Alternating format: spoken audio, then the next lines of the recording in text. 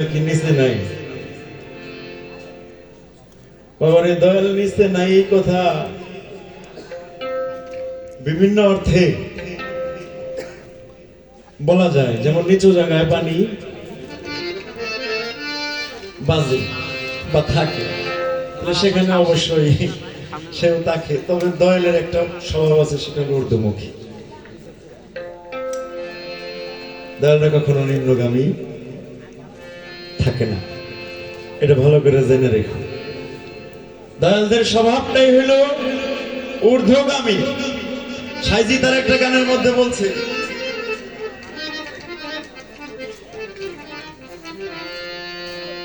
উভয় নিহার ঊর্ধ্বতলা তথায় প্রেমেরই লক্ষণ, শুদ্ধ প্রেমের আগে ডুবে থাকবে আমার মন। তো দয়ালরা সবসময় ঊর্ধ্ব দিকে তাদের একটা নিহার থাকে। তবে তুমি যে জায়গাটা এনে নিতেছ, কথাবার্তা একটু হিসাব করে কইও। আমি কোন জায়গা দিয়ে কথা কই, ওইটার কথার পয়েন্ট ধরে কথা বলা। গানের পৃষ্ঠে গান করা, কথার পৃষ্ঠে কথা বলা, তার নাম হইলো পাল্লা করা। ভালো। এবার একটি গানের মধ্যে শুনতে পেলাম, অচৈতন্য দেহ দেহ মাঝে চৈতন্যময় কিসে হই। ভালো।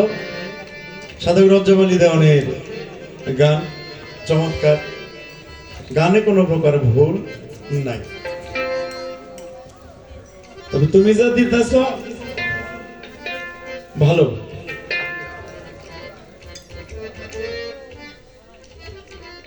শ্রী গুরু চৈতন্য বিনে কে তোমায় করাবে চেতন।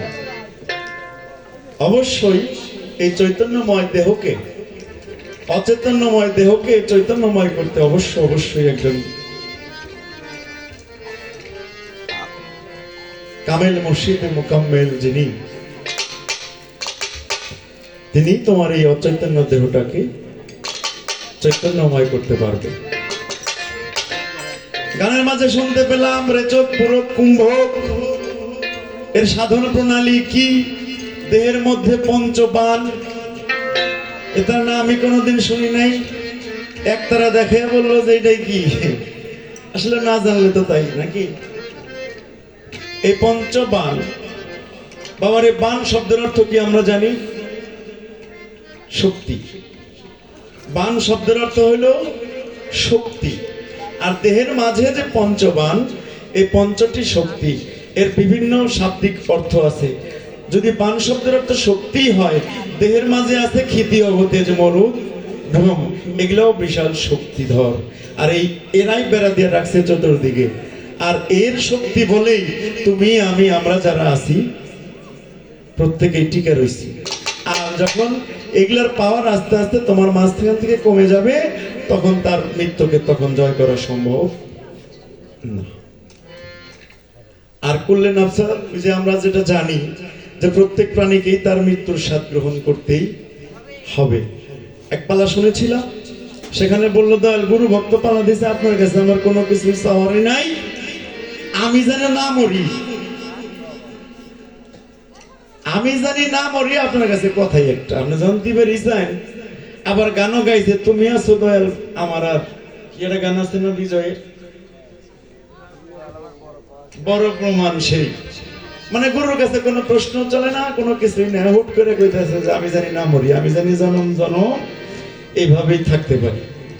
কন দিই চাওয়া পাওয়ার মধ্যে কিছু বুঝতে হবে। এখন আদম আলাইহিস সালামের হায়াত ছিল কত 1000 বছর, হয়ে গেছে না? হায়াত বৃদ্ধি করা সম্ভব, কিন্তু মৃত্যুঞ্জয়, মৃত্যুকে জয় করা, বাবা প্রত্যেকটা প্রাণীরই মৃত্যুর স্বাদ গ্রহণ করতে হবে, এটা তোমাকে মানতেই হবে। তারপরেও জিজ্ঞেস করেছো, যতটুকু বলা সম্ভব আমি একটি গান বলি, গানের মাঝেই আশা করি সম্পূর্ণ জবাব হয়ে যাবে।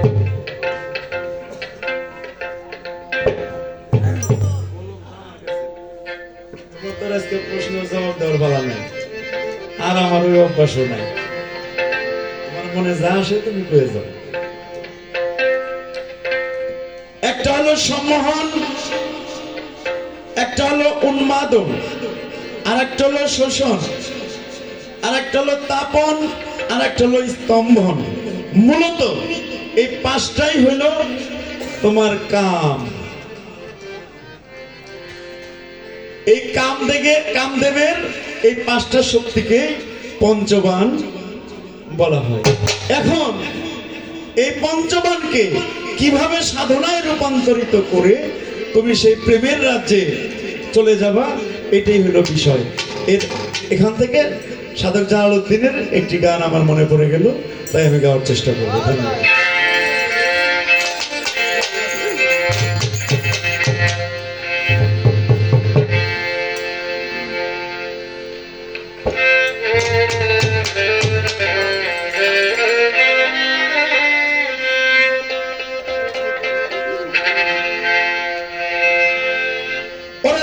পুরো কুম্ভ কেতে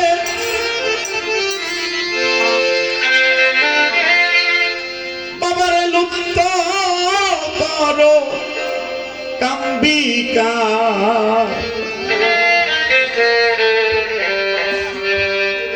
প্রাণায়াম অভ্যাস করো সাধন পথে মন আমার, হাইরে প্রাণায়াম অভ্যাস করো সাধন পথে মন আমার।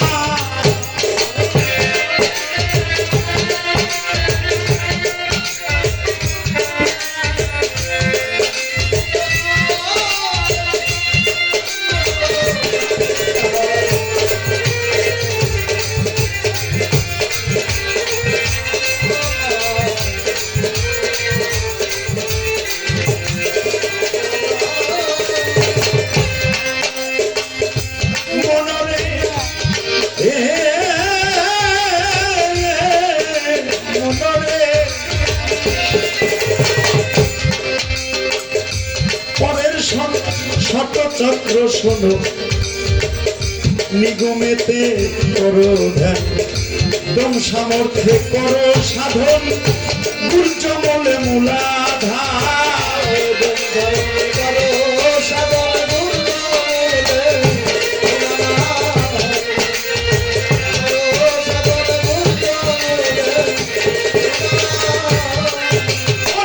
সেই সাধনে এবার সেই পথেতে কুণ্ডলিনী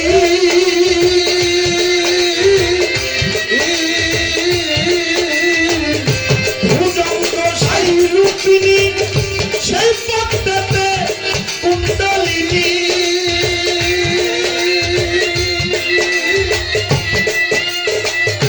ভুজঙ্গ সেই রূপিণী, 3.5 পাঁচ দিয়া তিনি দৃষ্টি রাখছেন সহস্রবার,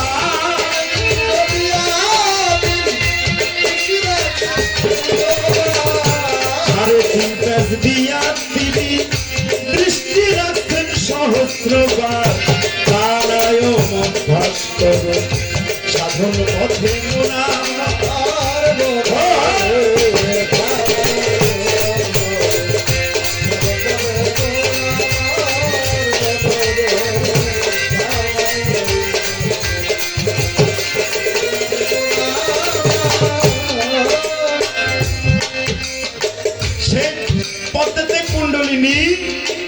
ভুজঙ্গ হলো সেই রূপিণী। সবই এই গানের মূল ভাবার্থটাই হচ্ছে এই কুলকুণ্ডলিনীকে জাগ্রত করা, এবং কিভাবে জাগ্রত করা যায়, কোন চক্র হতে কিভাবে এই ইরা পিঙ্গলা শোষণ না দিয়ে পরের কলি। মনে হয় তুমি একটা গাও নাই, বাজান হিসাবে খাতিরি করছে কিনে অনুরোধ লাগে, গান যখন লেগেই গেছে বাজান তুমি কোনো খাতির করে গান গাইবে না,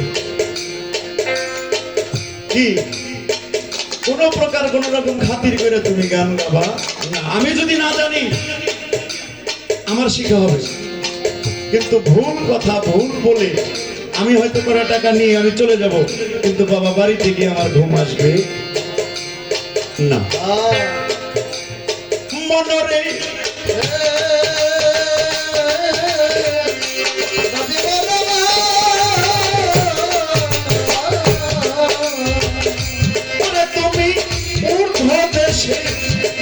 চলো রে মন বীর্য মন্ত্র করে রোপণ হারাইয়া লও ভরা সাধন দেখবি মজার চমৎকার সারাইয়া লও ভরা সাধন দেখবি মজার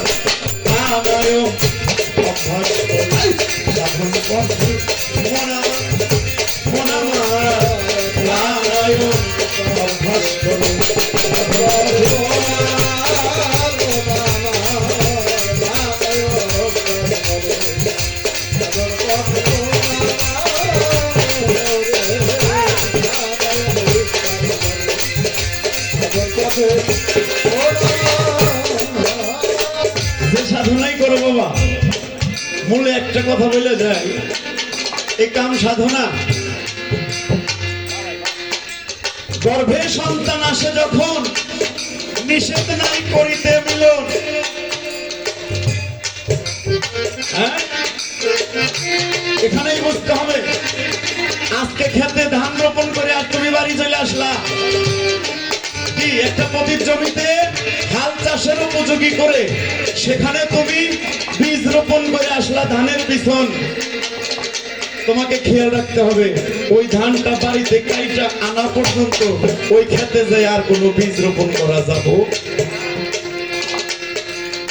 আর যদি আজকে যে বইনা থইলে ধানের পিছন রাইতে যে বললা পাড়ের পিছন সকালবেলায় যে আবার বেসন বুনলা এই বেসন বোনার তালে যদি থাকো বাবা তোমার প্রাণায়ামেও কাজ হবে না রে চোখ পুরো কুম্ভক যেটাই করো কোনোটাই ব্যর্থ সবটাই তো ব্যর্থ হয়ে যাবে কাজেই এইদিকে একটু খেয়ালটা দিলেই এই যে সাধক বললেন ঊর্ধ্ব শ্বাসে কর গমন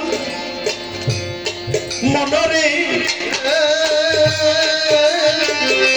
আর চলছে জাহ্নবীর পুরে স্বাধিষ্ঠান সরদল এবার জন্ম দিয়ে পড়বে জলে যদি মন জানো সাঁতার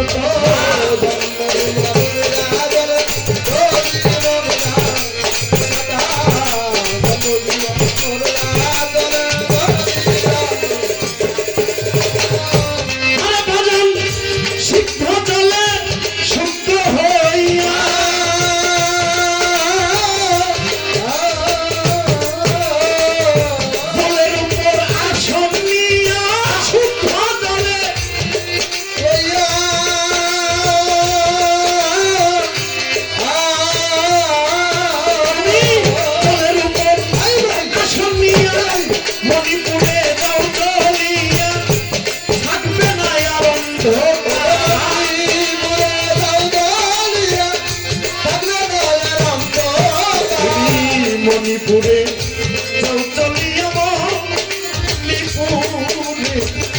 মণিপুরে চলিয়া থাকবে না আর অন্ধকার নারায়ণ ভাস্কর সাধন পথে দুয়ার মনরে নারায়ণ ভাস্কর সাধন পথে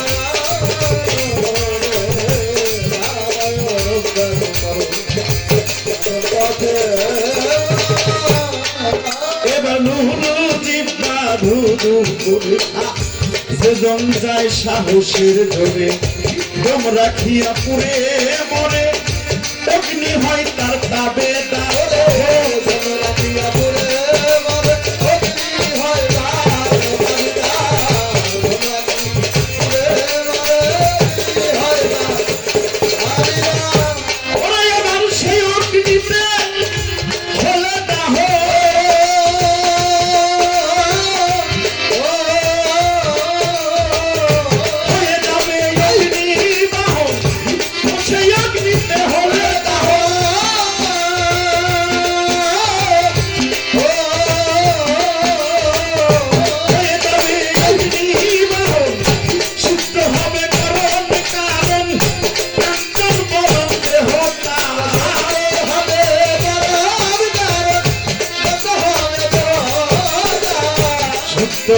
সাধন বচন শুদ্ধ হবে, শুদ্ধ হবে সাধন বচন, কাঞ্চা দেহ হবে তোমার।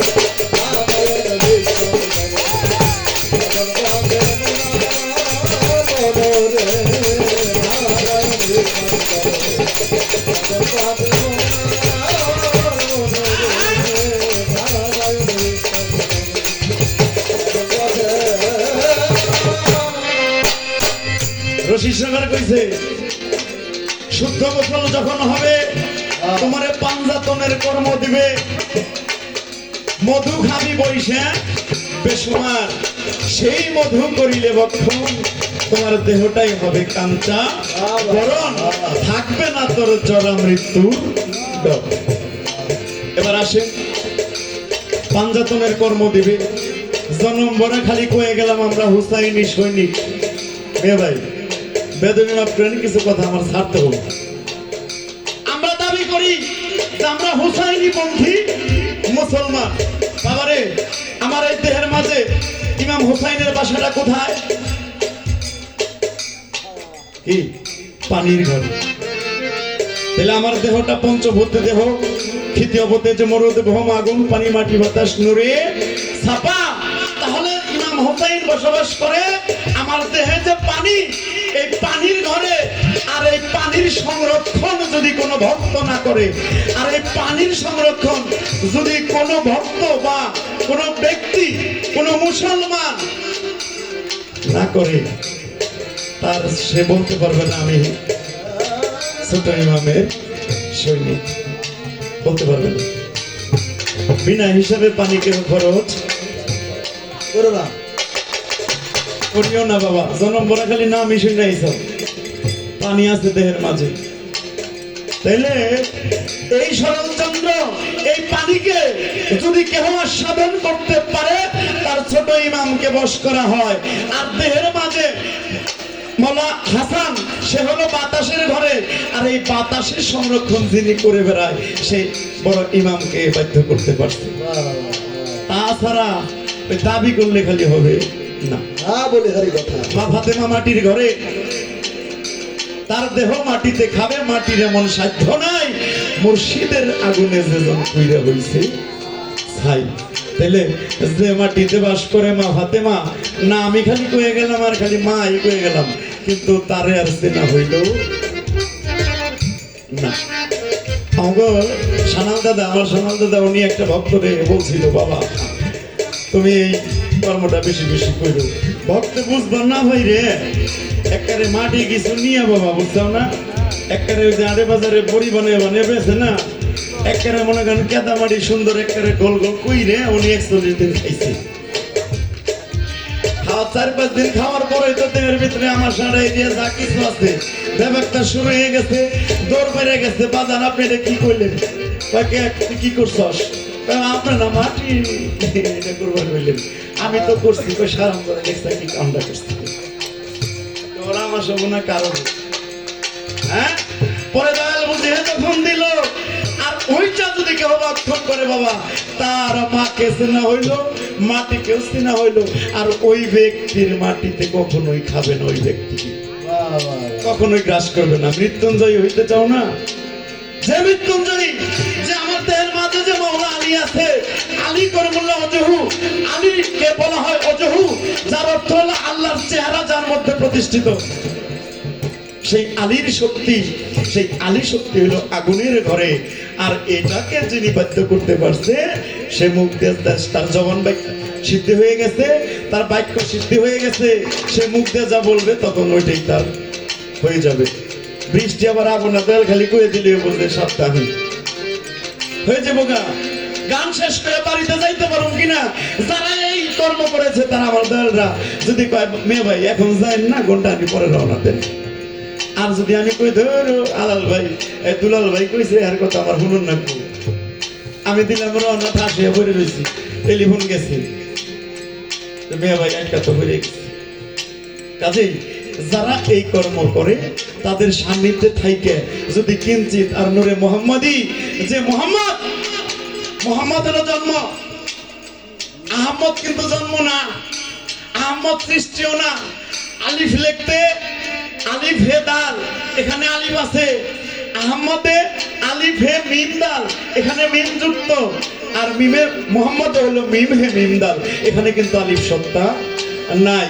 আসছে কোথায়? আহমদে। যে কারণে এই আহমদি সূরাতটা হইলো আমার পীর মুর্শিদের সূরাত, আর এই সূরাতেই হইলো মানুষজন। তাহলে বুঝতে হবে আমার এই নূরে মোহাম্মদ, এই নূরে মোহাম্মদ, এই নূরকে যিনি ধরে রাখতে পারছে বাবা, মোহাম্মদ তার মধ্যে প্রতিষ্ঠিত আছে। তুমি মৃত্যুঞ্জয় খালি একবার খালি মুখ দিয়ে কইলেই হবে। কিছু কিছু লোক দেখলে ভক্তি শিখে দেওয়া লাগে না, অটোমেটিক হৃদয় থেকে ভক্তি চলে আসে, তার কাছে এমনি যাইতে মন চায়। আর আমাকে মতো কিছু আছে, আমাকে বলে মানুষজন আসবে না, কারণ আমাদের সেই কর্ম আমাদের দ্বারা নাই। মনরে ওরে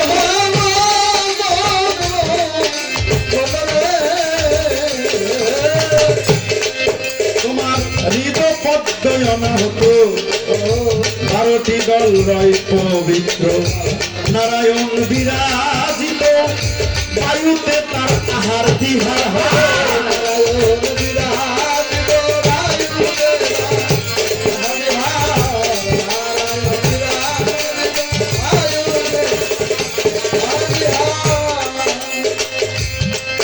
হৃদপদ্ম অনাহত, 12টি দল রয় তার পবিত্র, আর নারায়ণ তথায় বিরাজিত। এ কোন নারায়ণ? দেবেরও তাহলে হিন্দু শাস্ত্রের কথা বাবারে। নারায়ণ রায় কোথায়?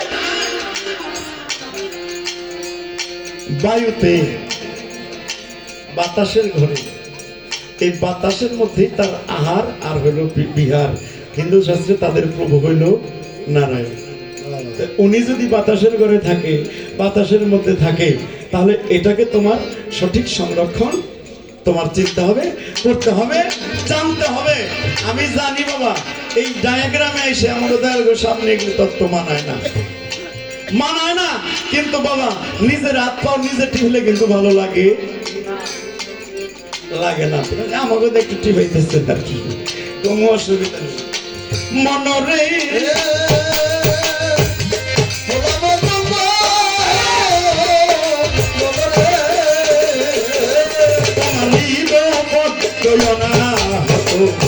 বারোটি দল রয় পবিত্র, নারায়ণ বিরাজিত, বায়ুতে তার আহার বিহার হয়।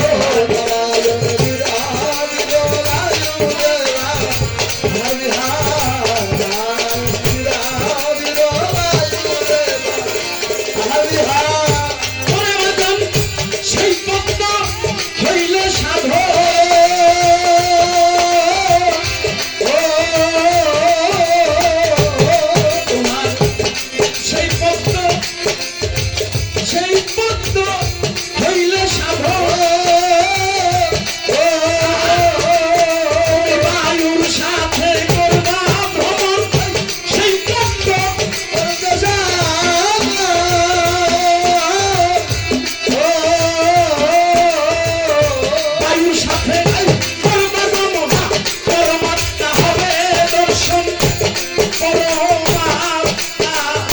পরমাত্মা হবে দর্শন, পূর্ণ জন্ম হবে না আর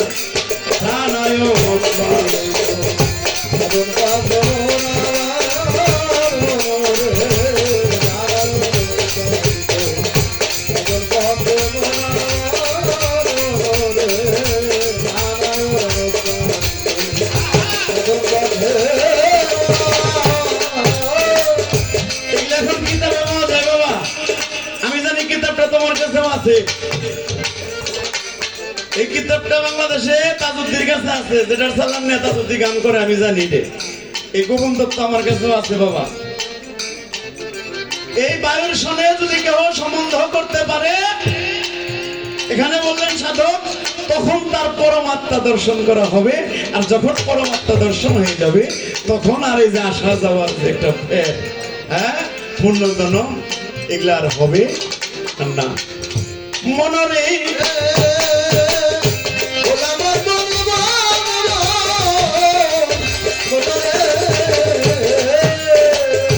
সরকাল মূলে বিশ্বরাজ্য চক্র বলে সাধন হলে আকাশ বলে সুখের নাই তো পারা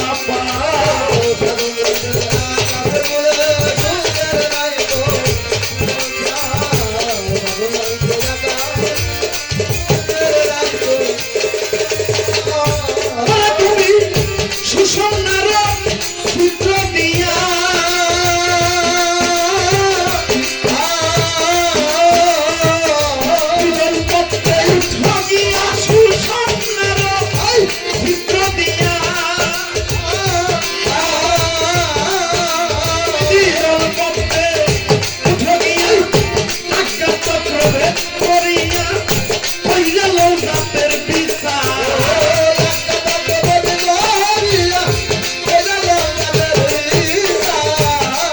চক্রভেদ করিয়া হইল রাতের বিচার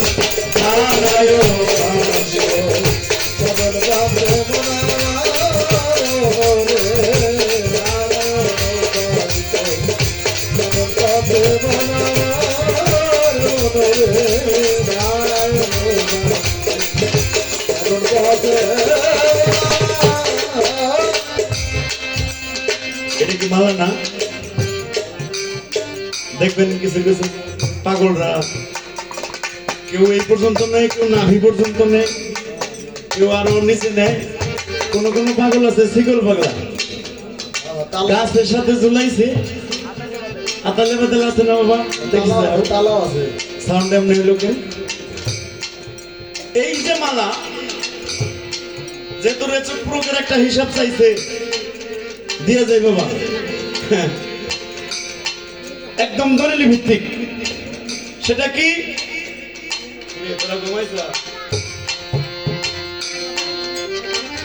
রেচক, পূরক এবং কুম্ভক। রেচক একটা হলো টানা, একটা হলো গুণা, আর একটা হলো ছাড়া। রেচকেরই তিনটা ভাব, একটা টানা এবং গুণা, ছাড়া। বেশটা গেছে আবার রেচকের তিনটা ভাবের মধ্যে তোমার টানতে হবে 4 বার, গুনতে হবে 8 বার, ছাড়তে হবে 16 বার। এবার আসেন পুরক।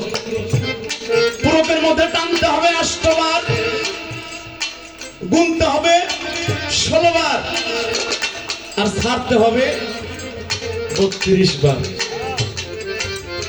আংলির একটা হিসাব আছে না, 24 আংলি দাও।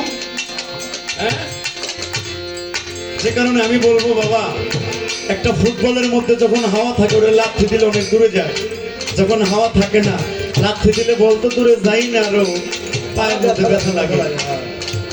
কাজেই এই পুরকের মধ্যে টানতে হবে হলো 16 বার, গুনতে হবে 32 বার। আর একটা বিষয়, সেটা হলো কুম্ভক। এই কুম্ভকেরও 3টি ভাব দ্বারা। আর এই কুম্ভক করতে যায় বাবা, রশি সরকার তারা একটা গানের মধ্যে বলছে, দেখছি ওই সব কর্ম কইরে ফল পাইছি তার হাঁপানি। আপনারা একটু খেয়াল দিয়ে শুনবেন, কেননা এই কুম্ভক 3টি ভাব দ্বারা মধ্যে টানতে হবে হলো 16 বার, গুনতে হবে 32 বার, ছাড়তে হবে 64 বার। আমরা খালি নিয়ে নিয়ে আবার দেই, তাপ করে দেই। এরকম আপনি 1000 দানার একটা মালা হাতে নেন না, ওই যে কইছে মৃত্যুঞ্জয় জয় করব, 1000 দানার একটা মালা হাতে নিয়ে আপনি গুনতে থাকেন। টানেন 4 বার, প্রথমবার রেচকে গুনেন 8 বার, হ্যাঁ, তারপরে কুম্ভকে 16 বার করেন। এইভাবে তো পুরকের ক্ষেত্রে যাই আপনি আবার করেন 16 বার, গুনেন 32 বার, ছাড়েন 64 বার। এইভাবে দেখেন আপনি কত পর্যন্ত গুনতে পারেন। আর যদি কোনো ব্যক্তি এরকম 1000 দানার একটা মালা নিয়ে ও যদি এরকম গুনতে পারে, ওর দেহটা কখনোই মাটির সাথে স্পর্শ হবে না, ওর দেহটা সবসময় শূন্যের উপর ভাসতে থাকবে। প্রমাণ করে দেখবেন। মানবতা ও শান্তি কিতাব আমার কাছে আছে, আমি নিয়ে আসছি। সেটার মধ্যে এই বিধান একটা দেওয়া আছে। এখন যে যে পর্যন্ত টানতে পারে, গুনতে পারে, সে পর্যন্ত মালা পরিধান করে, যে পর্যন্ত পারে ওই পর্যন্তই করে। কাজে মৃত্যুঞ্জয় জয় করতে গেলে এখানে নারী তো দূরস্থান, কাম। যে ব্যক্তি এটা করতে পারছে, যার দেহ মাটিতে স্পর্শ করে না, শূন্যের উপর ভাসে, হ্যাঁ, তার ওই কাম, এরা সবকিছু ওদের ঊর্ধ্বে বাবা। কাজেই একটা বিধান তোমারে আমি বলে দিই, মনরে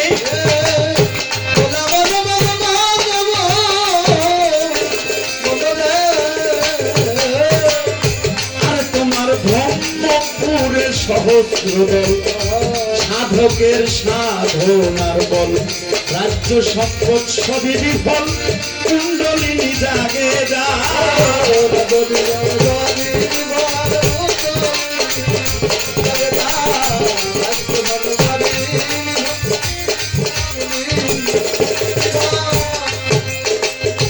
হারাই আমার সেই দেশেতে গেলে পরে,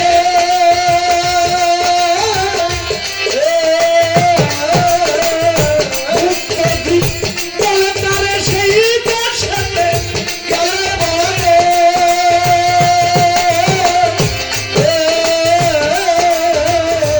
এই যে বদ্ধদ্বীপ আর একটা হলো মুক্তদ্বীপ। এই যে দেখো, এই সূক্ষ্মদ্বীপ যাই কই না কেন, তুমি চাইছো যে মুক্তদ্বীপ আমি কিভাবে হব? এই আসা যাওয়ার জন্ম সরকার ফেরে জানি আমি আর না করি, যে কারণেই সাধক তার কানের মাঝে বলবে সেই দেশে গেলে পরে,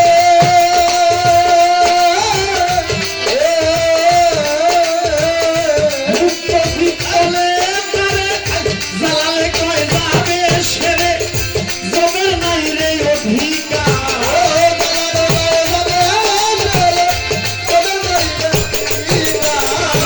জ্বালালে কয় যাবে সেরে, জমের নাই রে অধিকার। প্রাণায়াম অভ্যাস করো, সাধন পথে মন আমার মনরে, প্রাণায়াম অভ্যাস করো, সাধন পথে মন আমার। এসব পুরো কুম্ভকেতে যুদ্ধ করো কাম্পিকা, এসব পুরো কুম্ভকেতে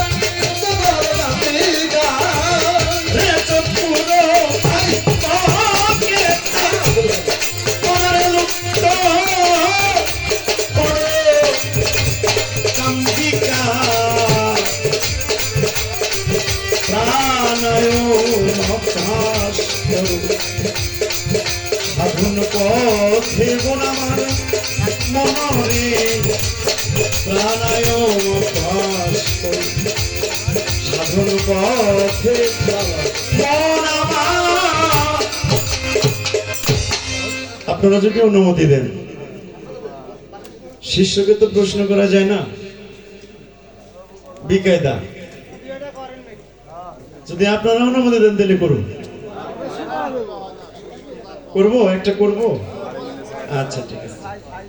বাজান তুমি আবার কিছু মনে করো না, এই যে ওনারা কিন্তু অনুমতি দিচ্ছে। বিষয় হইল, তোমরা মা বেটি দুইজন মিলে দয়ালে গেছে, মরিদ হইছে, সুশীল সরকার গান গাইছে না, একা কেউ মরিদ হইও না বউ রাখিয়ে ঘরে। স্বামী স্ত্রী যখন দুইজন মিলে একই গুরুর কাছে বায়াত গ্রহণ করা হয়, সম্পর্কে কি হয়? এরা ভাই বোন না, তরিকতের গুরু ভাই এবং গুরু বোন। বছরে বছর যে আমার বোনেরা আসে, হ্যাঁ, এটা কোন সম্পর্কে কিভাবে আসে? হ্যাঁ, গুরু ভাই আর বোন কিভাবে মিলন হয় দেখি তেলে বুঝা যাবো যে তুমি গানটা যেখানে রাখছো, তুমি অমর হইবে না মৃত্যুঞ্জয় করবে না কি করবে, বেবাকটা এটার মধ্যে জবাব চলে আসবো। তরিকতের সকলটা মানুষের এটা জানার দরকার আছে। কইও হ্যাঁ, পরের স্টেজে চুয়াল করে দেবে। হ্যাঁ, এই করে সা